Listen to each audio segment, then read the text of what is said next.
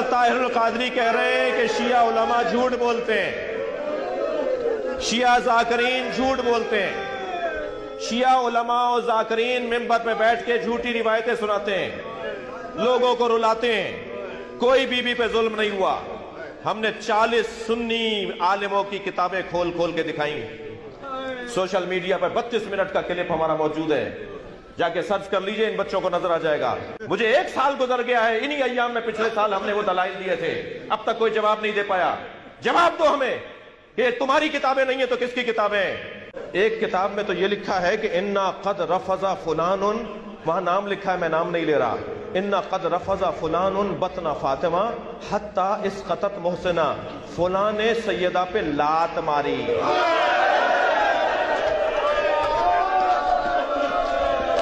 حَتَّى اِسْقَطَتْ مُحْسِنَا، جس کی وجہ سے محسن شہید ہو گیا۔ اہل تشیع کے ممبروں سے عموماً بڑے ذمہ دار علماء کی جانب سے بھی سیدنا عمر فاروق رضی اللہ عنہ کو نعوذ باللہ سیدہ فاطمہ سلام اللہ علیہا کے قاتل کے طور پر پیش کیا جاتا ہے۔ نعوذ باللہ من ذالک۔ علی بھائی، اس حوالے سے آپ کا موقف کیا ہے؟ مصائب جتنے بیان کرتے ہیں پہلے ان کی آپ سند ثابت کریں۔ اگر آپ اس کو ڈیپ ڈگ کریں گے، دنیا کی جتنی کتابوں میں سیدنا عمر پہ یہ الزام لگایا گیا کہ وہ نعوذ باللہ حضرت فاطمہ کے قاتل ہیں، اس کی اصل ایک ہی سند ہے، ایک ہی کتاب ہے جس سے ساروں نے لی ہوئی ہے، اور وہ کتاب ہے سلیم بن قیس ہلالی کی۔ اردو میں ہم سلیم بولتے ہیں، یہ لفظ سلیم ہے عربی میں۔ یہ کہتے ہیں حضرت علی کے اصحاب میں سے تھا، تابعی تھا، ان کے ساتھیوں میں سے تھا۔ جب حجاج ابن یوسف نے شیعان علی کے اوپر ظلم کیے تو یہ چھپ کے ابان بن ابی عیاش کے گھر میں اس نے پناہ لی، پوری زندگی اس کے ساتھ رہا۔ مرتے مرتے یہ کتاب اس کے حوالے کی اور کہا کہ میں تو جا رہا ہوں، تو یہ کتاب امانت ہے تیرے پاس، امت تک پہنچانی ہے۔ اس کے بعد ابان بن ابی عیاش اس کتاب سے روایتیں بیان کرتا تھا۔ اب یہ نہیں پتا کہ یہ روایت اس کتاب میں لکھی بھی ہوئی تھی کہ نہیں ہے، وہ خود سے بیان کرتا تھا، کیونکہ ابان بن ابی عیاش خود کذاب ہے۔ کذاب بندہ اگر روایت بیان کر رہا ہو تو اس کی اتھینٹسٹی خود ہی ختم ہو جاتی ہے۔ ابان بن ابی عیاش وہ ہے جس کو صحیح مسلم کے مقدمے میں امام مسلم نے لکھا ہے کہ یہ کذاب، جھوٹا راوی ہے۔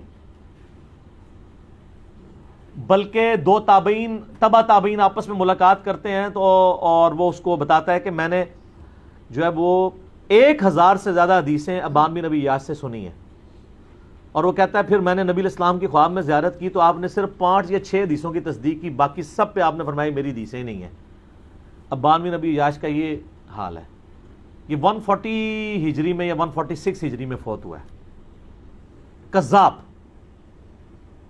یہ اس نے واقعہ گھاڑ کے بیان کیا ہے۔ دنیا میں جہاں بھی آپ کو واقعہ ملے گا نا، ابان بن ابی عیاش کے حوالے سے ملے گا، اور وہ کہے گا جی مجھے جو کتاب ملی تھی سلیم بن قیس ہلالی کی، اس سے۔ اور یہ نہ سمجھیے گا یہ صرف سنی سے کہہ رہے ہیں کذاب ہے۔ علامہ خوئی جو ہیں اہل تشیع کے، وہ بھی کذاب سمجھتے ہیں اسے۔ شیعہ کے نزدیک بھی جھوٹا راوی ہے، لیکن یہ سودا چونکہ وہ ذاکرین نے بیچنا تھا، اور مجھے دکھ ہے بعض علماء بھی یہ سودا بیچ رہے ہیں شیعہ کے۔ ان کو تو کم از کم شرم و حیا کرنی چاہیے کہ اس کی سند ثابت بھی ہے کہ نہیں۔ پہلے تو سند کے ساتھ واقعہ ثابت کریں، اگلی بات تو بعد میں ہوگی۔ جب ایک چیز ثابت ہی نہیں ہے اور آپ وہ سودا بیچ رہے ہیں اور اتنی بڑی بات کر رہے ہیں، بالکل جھوٹا واقعہ ہے یہ۔ کوئی سیدنا عمر قاتل فاطمہ نہیں ہے، ورنہ مولا علی پوری زندگی کبھی بھی کمپرومائز نہ کرتے۔ مولا علی کو یہ حدیث نہیں پتا تھی، بخاری و مسلم دونوں میں حدیث ہے، فاطمہ میرے جگر کا ٹکڑا ہے، جس نے فاطمہ کو تکلیف دی اس نے مجھے تکلیف دی، اور جس نے فاطمہ کو قتل کیا ہو مولا علی اس کے ساتھ ہوں، اور اپنی بچی کا رشتہ ام کلثوم کا اس کو دے دیں۔ اور یہ وہ چیز ہے جو شیعہ کی کتابوں میں موجود ہے۔ وہ تعویل کرتے ہیں کہ جی وہ زبردستی لیا تھا، انکاری کوئی نہیں ہے۔ ذاکرین انکاری ہو جائے، ذاکرین تو ہے ہی جاہل ہے نا، ان کے پاس تو علم ہے ہی نہیں ہے۔ حضرت عمر چاہتے تھے میری اہل بیت کے ساتھ نسبت کام آئے مجھے قیامت الدین، تو حضرت علی سے ان کی بچی کا رشتہ مانگا۔ تو اس طرح ہوتا۔ پھر حضرت علی رضی اللہ تعالیٰ عنہ چیف جسٹس کا عہدہ قبول کرتے حضرت عمر کے دور کے اندر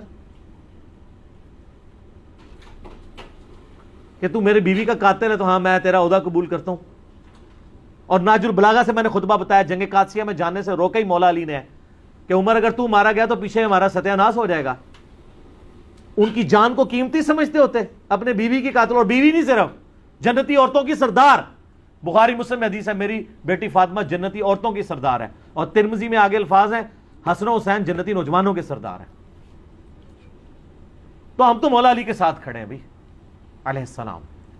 وہ شیخین کے ساتھ رہے, خلفائے ثلاثہ کے ساتھ رہے. میرا یوٹیوب پہ کلپ ہے خلفائے ثلاثہ کی شان مولا علی کی زبانی نہج البلاغہ سے, سنی کتابوں سے نہیں, شیعہ کی نہج البلاغہ سے. لاکھوں لوگوں نے دیکھا ہے, ایچ ڈی کیمرے میں نے سارے خطبات دکھائے ہیں.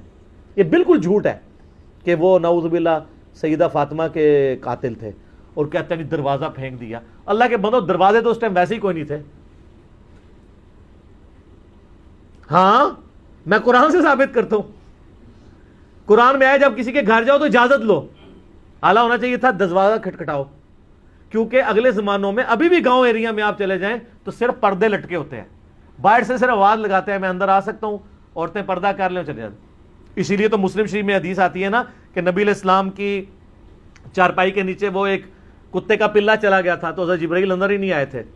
تو وہ سگے مدینہ کیسے پہنچ گیا اندر؟ صرف پردہ ہوتا تھا. تو دروازہ کو نہیں گرایا, وہ پردے ہی ہوتے تھے, دروازہ وغیرہ کو نہیں گرایا. یہ بالکل جعلی بات ہے, جھوٹی بات ہے, اور یہ فٹ ان نہیں بیٹھتی ہے. باقی رہ گیا باغ فدق والا مسئلہ, اس کے اوپر بھی میں نے مختصر گفتگو کی تھی کہ یہ مینیجریل ایشو تھا.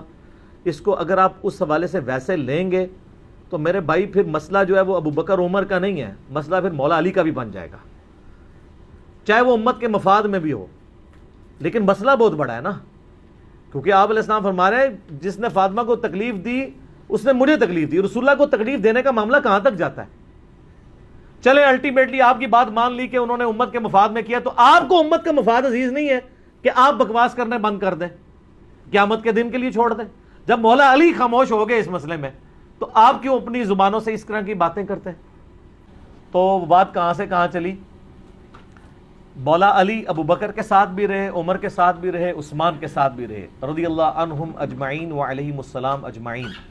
لہٰذا اگر یہ سیدنا عمر قاتل فاطمہ ہوتے نعوذ باللہ من ذالک تو ایسا معاملہ نہ ہوتا.